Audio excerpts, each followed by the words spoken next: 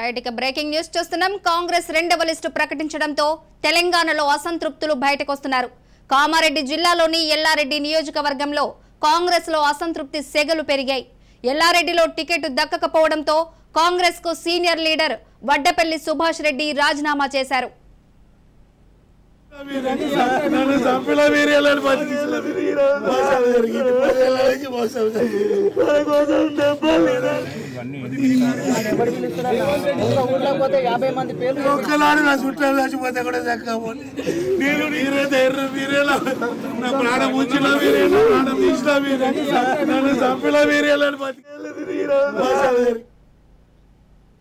కాంగ్రెస్ రెండవ లిస్టు ప్రకటించడంతో తెలంగాణలో అసంతృప్తులు బయటకొస్తున్నారు.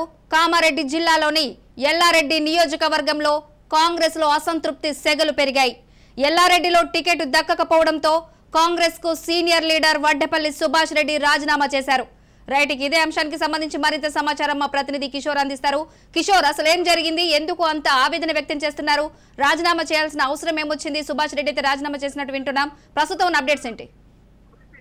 నిజామాబాద్ ఉమ్మడి జిల్లా వ్యాప్తంగా కూడా కాంగ్రెస్ లో నిరసన సెగలు బయటకు వస్తున్నాయి.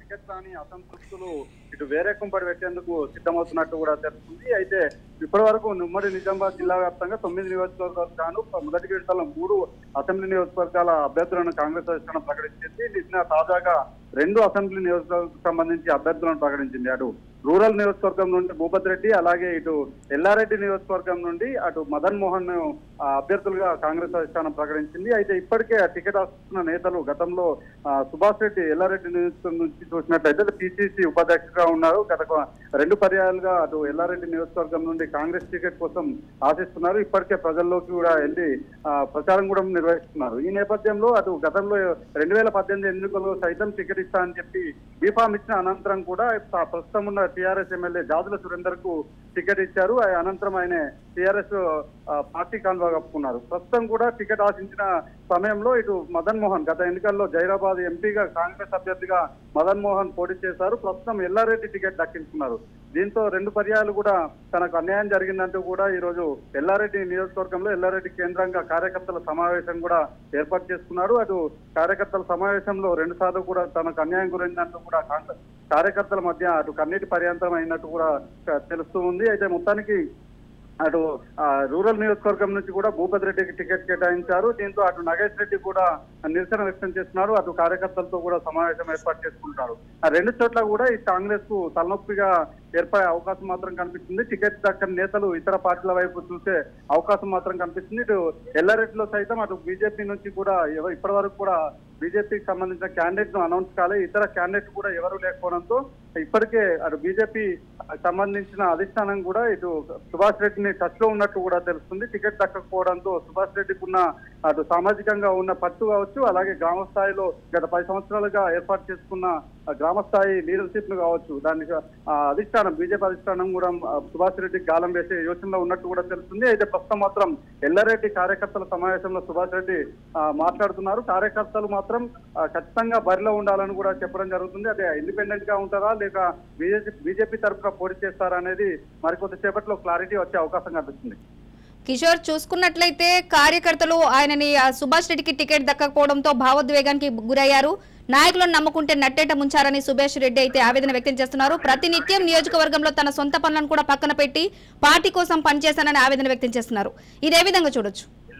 ఖచ్చితంగా, ఎందుకంటే గత 9 సంవత్సరాలుగా అటు ఎల్లారెడ్డి కాన్స్టిట్యూన్స్ లో సుభాష్ రెడ్డి గ్రామాన కూడా కార్యకర్తలతో కాంగ్రెస్ జెండా పట్టుకొని తిరుగుతూ వస్తున్నారు. అయితే ఈ గత 2018 అధిష్టానం మొండి చేసి చూపించింది.